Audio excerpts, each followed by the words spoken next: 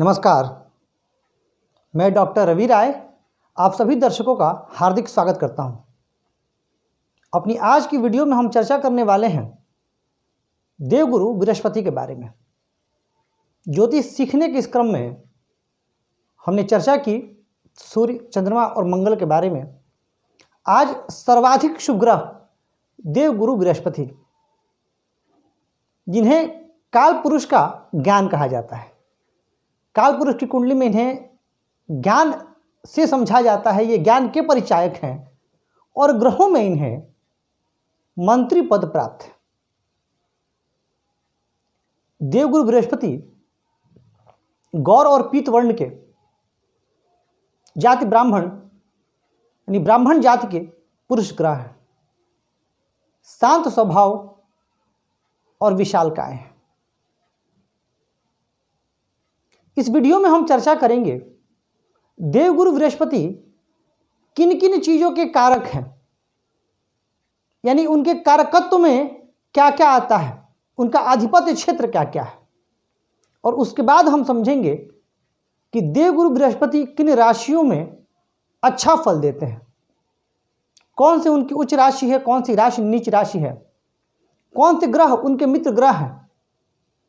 इन चीज़ों को भी हम समझेंगे ताकि जब आप ज्योतिष सीखने के बाद प्रेडिक्शन करने की तरफ आप जब आगे बढ़ें तो कम से कम जितनी बातें मैं आज बता रहा हूं, कम से कम इतनी बातें आपके दिमाग में होनी चाहिए। तो देखिए, देवगुरु बृहस्पति कारक हैं शिक्षा के, बुद्धि और विवेक के, ज्ञान के। एक विवेकशील प्राणी ही, एक बुद्धिमान प्राणी ही अच्छे डिसीजन ले सकता है, अपने जीवन के बारे में बेहतर सोच सकता है। जब देवगुरु के अधिकार क्षेत्र में ये चीजें आती हैं, जब विवेक अच्छा होगा, बुद्धि अच्छी होगी और साथ ही ज्ञान होगा, तो व्यक्ति का निर्णय सही होगा। कितना होगा, किस अनुपात में होगा, जितनी भी मैं कारकत्व की चीजें बता रहा हूं, ये देवगुरु कितना प्रभावित करेंगे ये आपकी जन्म कुंडली के बाद पता चलेगा। हाँ, इतना अवश्य है कि आज आप ये सीख जाएंगे कि किन किन राशियों में अच्छे होते हैं। अब यदि आपकी जन्म कुंडली में अच्छे हैं तो इनका प्रभाव आप पे निसंदेह घटित होगा। प्रसन्नता, सुख, समृद्धि, धन के कारक भी हैं देवगुरु बृहस्पति। यानी व्यक्ति प्रसन्नचित्त है कि नहीं, व्यक्ति के पास जीवन में कितना धन रहेगा, वह सुखी होगा कि नहीं, इसके भी कारक हैं देवगुरु। अच्छा स्वास्थ्य, बिना देवगुरु की कृपा के अच्छा स्वास्थ्य प्राप्त नहीं हो सकता, वो स्वास्थ्य के भी कारक हैं। कहा जाता है ना, हेल्थ इज वेल्थ। पहला सुख निरोगी काया। जब हम स्वस्थ होंगे तो ही हम जीवन में तरक्की कर पाएंगे, आगे बढ़ पाएंगे। तो ये भी देवगुरु ही देते हैं। देवगुरु का अधिकार क्षेत्र में न्याय, धर्म, वेद, पांडित्य, आध्यात्म, ये सब कुछ समाहित है। जहां न्याय है वहां देवगुरु हैं, जहां धर्म है वहां भी देवगुरु हैं, जहां परम अध्यात्म की चर्चा हो रही है वो भी देवगुरु के अधिकार क्षेत्र में आता है।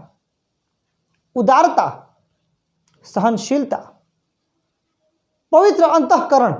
जी हां, व्यक्ति कितना उदार होगा, कितना सहनशील होगा, उसका अंतःकरण शुद्ध होगा भी कि नहीं, कितने पवित्र विचारों वाला होगा, यह सब देवगुरु निर्धारित करते हैं। यह सब देवगुरु के अधिकार क्षेत्र में।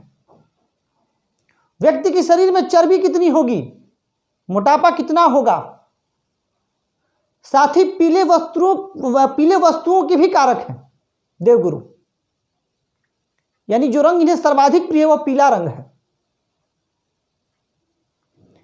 देवगुरु से प्रभावित व्यक्ति जिनकी जन्म कुंडली में देवगुरु की स्थिति अच्छी होती है, या जो लग्न में दृष्टि हो और बली हो, अपनी अच्छी राशियों में होते हैं, वो गौर वर्ण कर उनके चेहरे पर एक विशेष चमक होती है। उनका व्यक्तित्व आकर्षक होता है, गंभीरता झलकती है, देखिए, आकर्षक व्यक्तित्व शुक्र भी देते हैं, लेकिन शुक्र जो है गंभीरता नहीं देते। पर देवगुरु आकर्षक व्यक्तित्व के साथ साथ व्यक्ति में गंभीरता देते हैं, लगता है कि हाँ ये व्यक्ति कुछ है। ये सब देवगुरु के अधिकार क्षेत्र में आता है। देवगुरु बृहस्पति, अगर मैं कहूं कि देवगुरु बृहस्पति हमारे जीवन के अधिकांश मुख्य चीजों को नियंत्रित करते हैं, तो इसमें कतई कोई अतिशयोक्ति नहीं होगी। देखिए, अगर मैं बात करूं शिक्षा की, तो वो भी देवगुरु के हाथ में। यदि बात करूं मैं धन की, वो भी देवगुरु के हाथ में। यदि बात करूं मैं करियर की, वो भी देवगुरु के हाथ में। यदि बात करूं मैं वैवाहिक सुख की, तो वह भी देवगुरु के हाथ में। और व्यक्ति, एक सामान्य इंसान अपने जीवन में क्या चाहता है?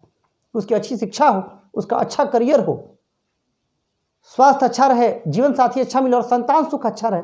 और ये सारी मुख्य चीजें देवगुरु के कारकत्व के अंतर्गत आती हैं, और इसीलिए देवगुरु का महत्व इस हद तक बढ़ जाता है। अब आ जाते हैं हम राशियों पर चर्चा कर लेते हैं कि किन राशियों पर देवगुरु खुद को सहज महसूस करते हैं और किन राशियों में देवगुरु खुद को असहज महसूस करते हैं। तो देखिए, बृहस्पति की उच्च राशि है कर्क। कर्क राशि में उच्च के होते हैं, सर्वाधिक सहज महसूस करते हैं और वहां सबसे अच्छा फल प्रदान करते हैं। और 5 अंश तक कर्क राशि में परम उच्च के होते हैं। देवगुरु की नीच राशि है मकर। मकर राशि में वो उदासीन होते हैं, अच्छा फल नहीं देते, कुछ विशेष परिस्थितियों को छोड़ करके, जो आगे हम चर्चा करेंगे। 5 अंश तक मकर राशि में परम नीच के होते हैं। इनकी स्वराशि है धनु और मीन। धनु और मीन में ये स्वराशि के होते हैं, और धनु राशि में ये मूल त्रिकोण के भी होते हैं, 0 अंश से लेकर के 10 अंश तक। अब आपके मन में एक प्रश्न उत्पन्न हो रहा होगा कि उच्च राशि, स्वराशि और मूल त्रिकोण राशि, इसका क्या अर्थ हुआ? नीच राशि में तो आपने समझ लिया कि अच्छा फल नहीं दे रहे हैं। तो देखिए, उच्च राशि का अर्थ यह हुआ कि वहां पे देवगुरु अपना सबसे अच्छा फल प्रदान करेंगे।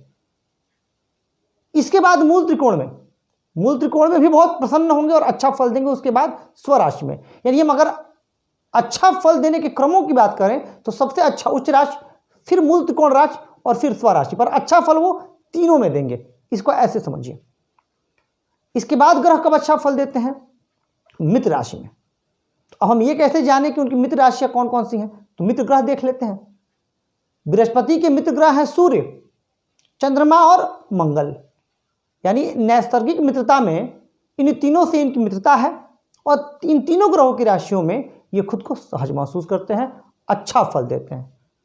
सूर्य की राशि सिंह, मंगल की राशि मेष और वृश्चिक, और चंद्रमा की राशि कर्क, जहां वो उच्च के ही होते हैं। बुध और शुक्र से इनकी शत्रुता है। शुक्र दैत्यों के गुरु, तो इससे उनकी शत्रुता है, और बुध से भी है। समभाव रखते हैं ये शनि से। शनि से इनका न्यूट्रल का संबंध है, ना मित्रता ना शत्रुता।